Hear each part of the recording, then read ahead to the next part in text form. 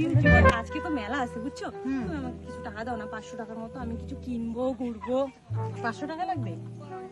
দাঁড়াও, দিচ্ছি। Thank you মা, টাটা। ঠিক আছে, তাড়াতাড়ি আসবে। আজকে তো মেলা, তো আমি আজকে ভাবছি মেলা যাবো বন্ধুদের সাথে, তো তুমি আমাকে কিছু টাকা দিতে পারবে? মেলা যেতে কি যাবে, টাকা লাগবে তোকে? না বেশি লাগবে না, আমাকে 100 টাকা দিলেই হবে।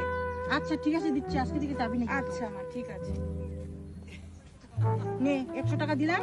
ঠিক আছে। আর বাসলি ঘুরে নিয়ে আসবি। আচ্ছা আচ্ছা। अच्छा মার কাছে চাইলাম 500 টাকা, 500 টাকায় দিলেও ভাবলাম 1-2 হাজার টাকা দেবেই, 500 টাকা দিয়ে কি করবো? কিছু খেলেই তো শেষ। और अभी तो रुको क्लाइमैक्स अभी बाकी है। মেলা তো যাচ্ছি, কিন্তু মার তো জুতাটা ছিঁড়ে গেছে। আমি এই 100 টাকা দিয়ে মার জন্য জুতা নিয়ে আসবো একটা। যাই, মায়ের জুতোটা দেখলে খুব খুশি হবে, কারণ মার তো জুতোটা ছিঁড়ে গেছে। মা, আমি তোমার জন্য এই জুতোটা আনছি, দেখো তো কেমন হয়েছে। জুতোটা তো ভালো, কিন্তু তোকে তো দিয়েছিলাম আমি 100 টাকা। আমি ওখান থেকেই তোমার জন্য নিয়ে এসেছি মা। বাহ, খুব ভালো করছিস রে মা।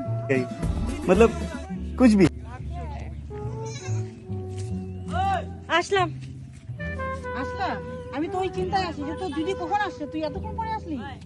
তোর তুমি যে 500 টাকা দিচ্ছ ওটাতে কিছুই হয়নি জানো, বন্ধু বান্ধবের সাথে আমাকে অপমানিত হতে হয়েছে। এবার থেকে বেশি করে টাকা দেবে তো ব্যাগ মেলাতে করে থেকে 500 টাকা দেয় নাকি? দেখো তো A few moments later. পয়সাগুলো তো সব শেষ করে দিলাম।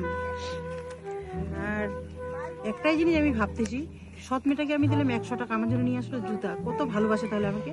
আর নিজের মেয়েটাকে 500 টাকা দিলাম, সব শেষ করে দিয়ে আসলো। কি করবো এখন আমি? যাই, ঘরে কাজগুলো সারি।